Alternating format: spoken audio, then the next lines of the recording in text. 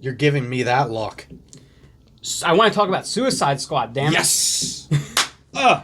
This is the movie I didn't know I was excited for, or as excited as I am. I was excited initially hearing that James Gunn was going to be involved, but I still felt like originally I thought that Warner Brothers was still going to have their hand very much firmly.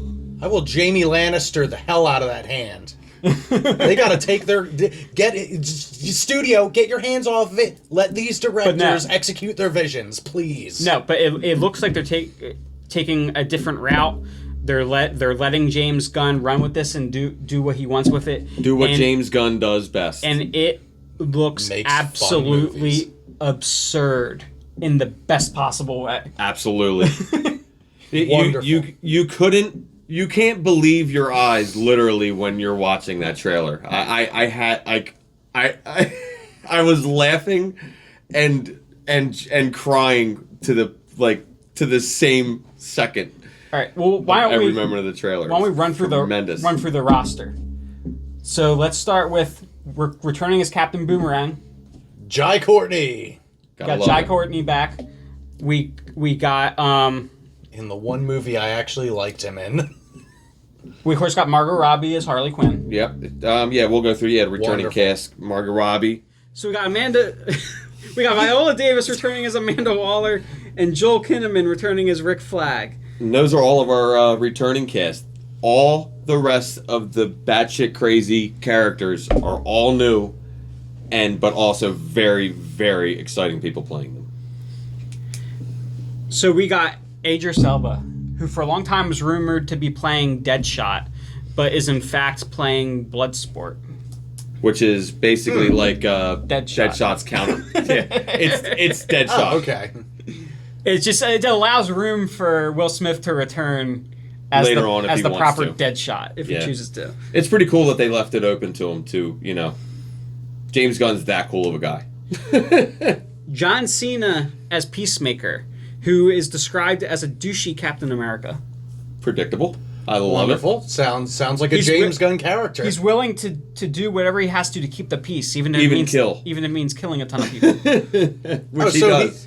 Okay. So, I don't because you would call him Captain America, douchey Captain America. For some reason, my mind translated that as douchey Superman who kill to keep the peace, and I'm like, so Superman. He was asked once in the comics by another teammate, "What, you're saying you'd even kill my best friend?" And he said, "Yes, if he got in my way."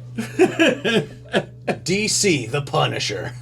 So this one was really exciting. We got Peter Capaldi, the 12th Doctor himself, as the Thinker.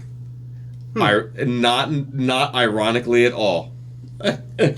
And I gotta tell you, looking at this Thinker got me more excited of what they could potentially do with a Brainiac.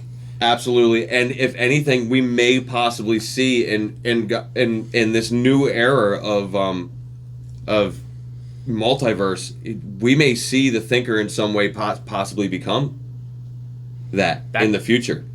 I was thinking of even could from be that. Fun. It's a thing that you would want to say that you can expect to see heel turns in a movie like The Suicide Squad, and with a cast like this, you're bound to see some things that you would expect that you wouldn't expect. I would think, and that's a character like you said, man. It would be impressive to see something like that come to fruition after seeing that portrayal. It's like that opens up the gate. Peter Davidson as Blackguard. One of the most. Pete Davidson. Oh, yeah, gotcha. Pete Davidson. Yeah, one of the more undersung of the already undersung cast list. Yeah, kind of like a. I imagine Peter Davidson's take of Blackguard kind of being like DC's Deadpool. Yeah.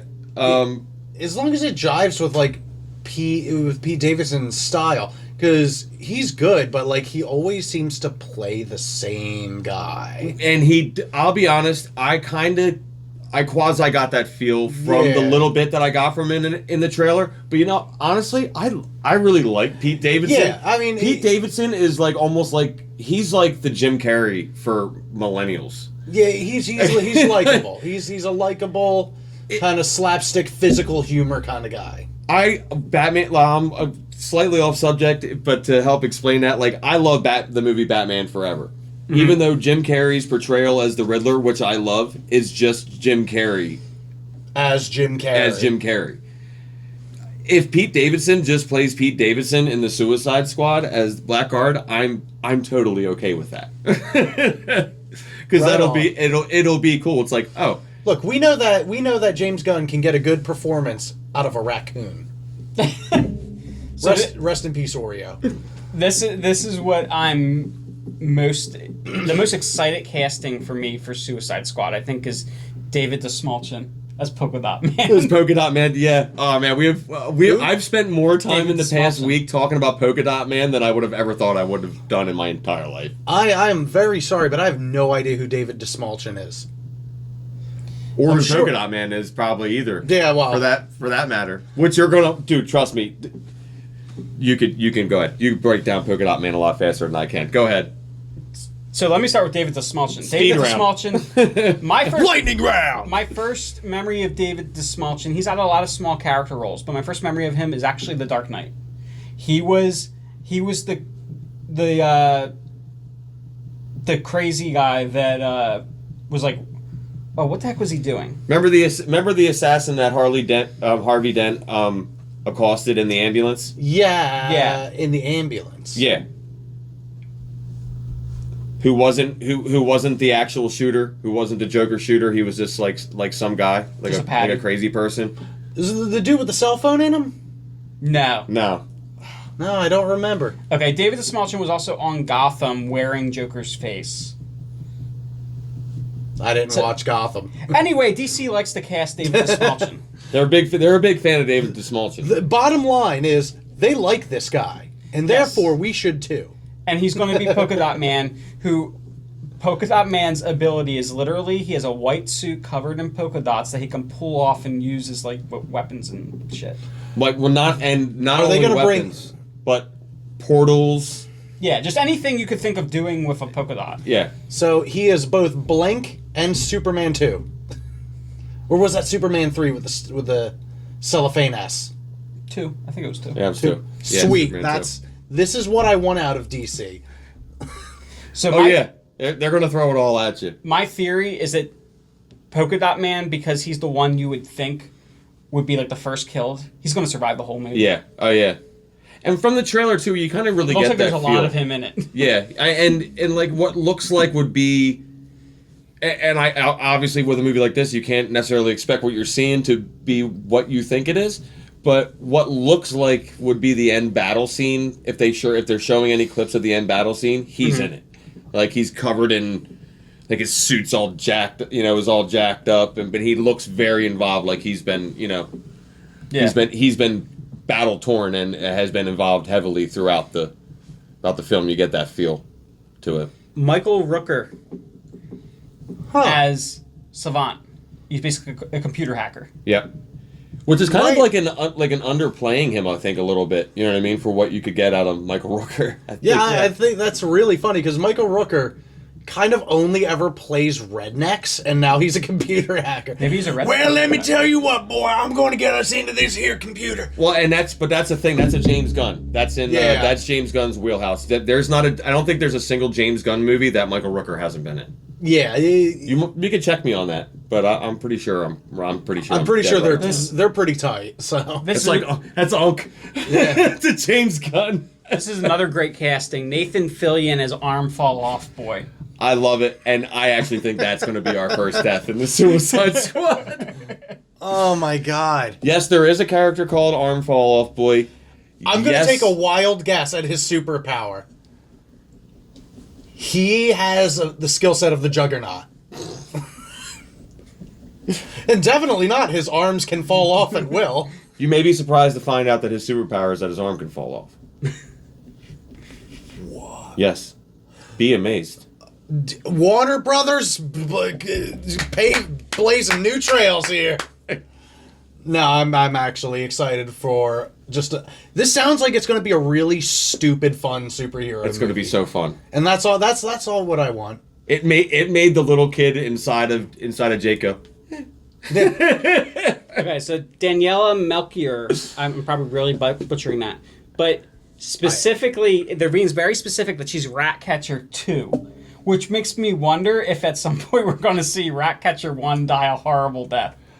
Either that or Ratcatcher 1 ends up being some big, like, 'cause Ratcatcher 2 is such like a quiet, like, very, very subdued, like, you don't, there's not much to go off of Ratcatcher 2 as far as, she's somewhat new in the DC universe, but like that'd be really cool to see a character like Ratcatcher 2 to have like a conflict of like heart, like have that internal struggle.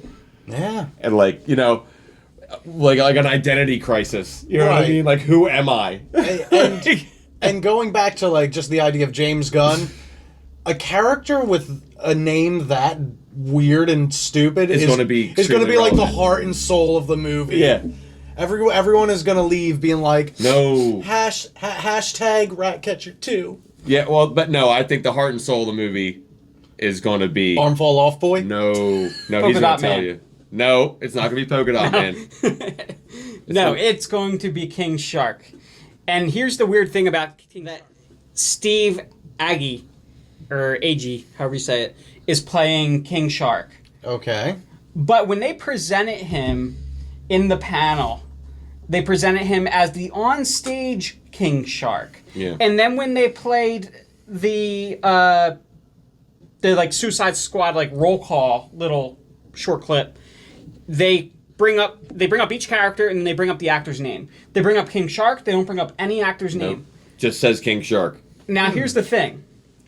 There is one single actor on this list that is not given a named role. Yeah, non-affiliated with any character on this big roster. And that is Taika Waititi. So odds are... That's who the voice of King Shark is going to be. Perfect. Taika Waititi. Perfect. But just imagine Korg as the voice of King Shark. Is going to be... That's pretty priceless. I think it's going to be a combo effort between King Shark and a little bit smaller of a character, I think. Vassy. Who might that be? So we are getting... You're in the movie? Oh, thanks. Kind of. Weasel. He's not calling you a weasel. There's actually a weasel in this movie. And I'm also calling you a weasel. But no, we're getting Sean Gunn. Sean Gunn is going from being the Marvel Universe's anthropomorphic raccoon to being the DC Universe's anthropomorphic weasel. Right on.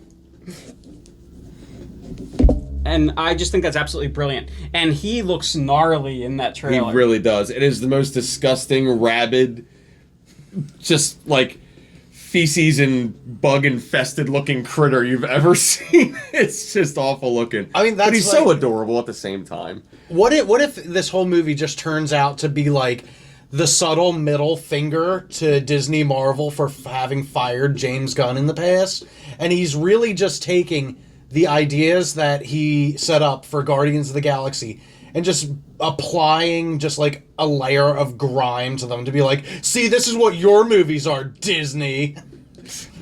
In which case I would actually probably love this movie more. We got two members of the Suicide Squad left. We got Flula Borg, who I'm really not familiar with, as Javelin, who I'm also not familiar with. Yeah, I beats me. Probably going to be a character to die pretty early. What is this, Suicide Squad Endgame? How many people are in this? 18. Jeez. Suicide Squad in all of its comic I know, illustrious there's history so is many known for its elaborate teams. Yeah. And then we got, this was a really cool one. We got Mei Ling Ning as Mongao. Yeah, that's pretty exciting, and I see that. I see her being a fan favorite. I really do. I'm gonna be honest with you. She's the one I think is going to be more like their like Drax. Yeah, and she's very literal and serious, and that's where the comedy comes from. Yeah, or she might be more like a Nebula, actually. Yeah, she's had very good, literal and serious, and that's where the comedy comes from. She's had a recent good reach to the younger readers. I think seriously, I think that's going to be as ridiculous as some of this comes across. As far as their roster, I think she's going to end up being a more of a favorite. What's so cool about seeing Mongal in this also is that we now know that Mongol exists in this universe, and we can see him go up against Superman at some point. Yeah, that's really what's cool about some of the fractured, random characters that they've thrown into here. Whereas, initially it'll to most, even to some fans of comics, it'll still come across as just like a spectacle, but to the longevity of the DC universe, it's movies like that, and that like a creative mind like James Gunn is exactly the kind of things that DC needs at a time like this, when DC's at a time where it's like things are kind of going are kind of sliding a bit, and we need to really get ahead of our brother in this thing.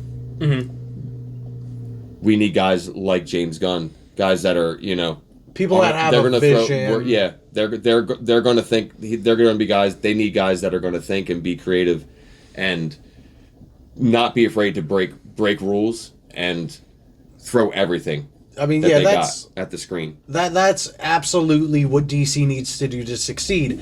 The history of the DCEU seems to have been steeped in a lot of focus groups say, focus groups this, whenever they go, frantic reshoots, the ending didn't sit well with the focus group.